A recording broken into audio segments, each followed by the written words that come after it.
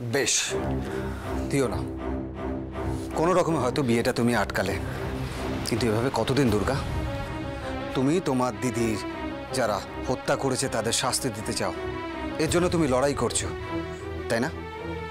লড়াই কিন্তু সমানে সমানে হয় দুর্গা। তুমি পারবে না জেদ করে দিনের পর দিন অভিরূপ মুখার্জির মতন একটা নামী লোকের সাথে লড়াই করে তুমি জিততে পারবে না।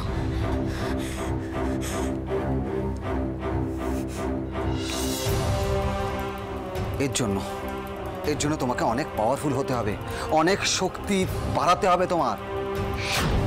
আমার কাছে অত সময় নেই স্যার। স্যার নয়, দাদা। তুমি এখন থেকে আমাকে দাদা বলে ডাকবে।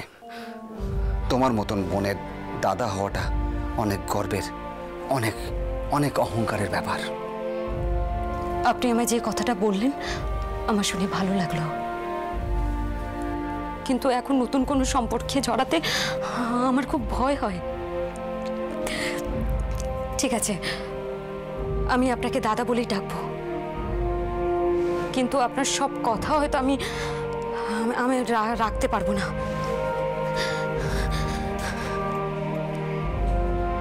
দাদার সাথে আপনি কথাটা খুব একটা ভালো যায় না। তুমি আমাকে তুমি বলেই ডাকবে। বাই দ্য ওয়ে, একটা রিকোয়েস্ট আছে তোমার কাছে। এখন থেকে তুমি যেখানেই বেরোবে আমাকে একটা ফোন করে বেরোবে, রাইট?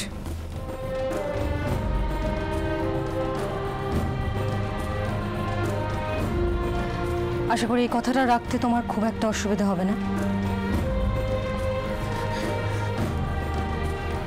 চেষ্টা করব, কিন্তু কথা দিতে পারছি না। আপনি যদি সত্যি আমায় সাহায্য করতে চান তাহলে আমার মা মেন্টাল অ্যাসাইলামে আছে, পারলে ওনাকে একটু দেখবেন প্লিজ।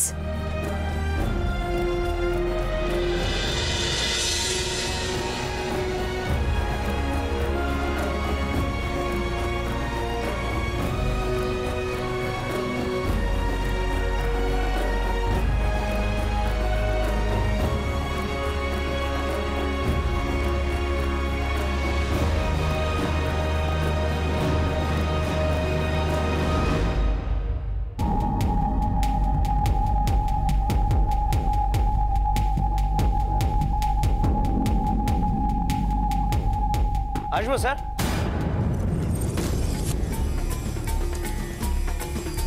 এসো। কোন খবর পাওয়া গেল? হ্যাঁ স্যার, দুর্গার মা নারী নিকেতনে নেই।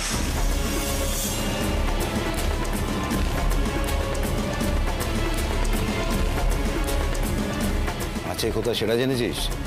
না, খোঁজ নিয়ে দেখেছি, কোনো খবর পাইনি। কোনো একটা সলিড জায়গায় গ্যারেজ করেছে।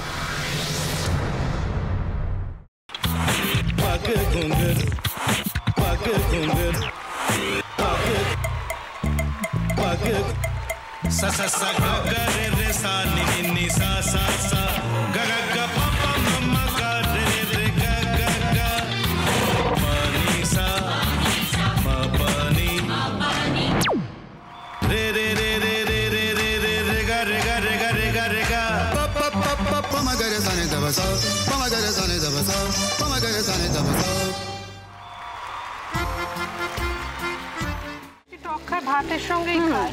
তোমার ইলিশ মাছ অ্যাকচুয়ালি ভাতের সাথেই ভালো লাগে। এইবার আরেকটু জল লাগবে। হ্যাঁ,